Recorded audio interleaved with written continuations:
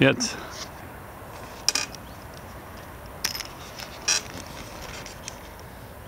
Jetzt? Ja? Hallo, alles Gute zum Geburtstag, Albi, weil jetzt soll ich dir was vorsingen und da musst du ganz genau zuhören.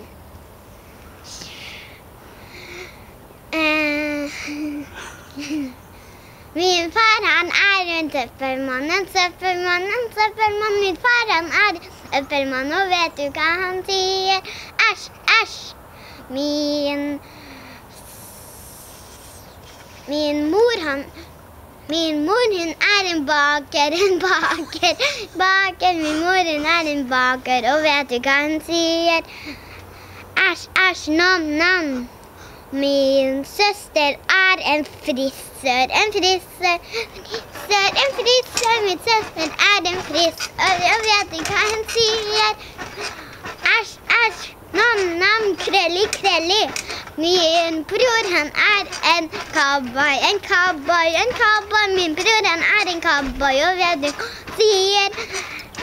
Æsj, æsj, nam-nam, krølli, krølli, pang, pang.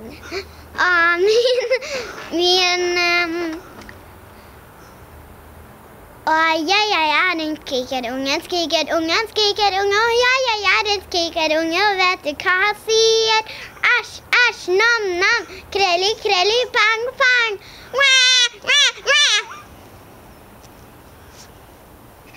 Tschüssi! Alles Gute zum Geburtstag noch!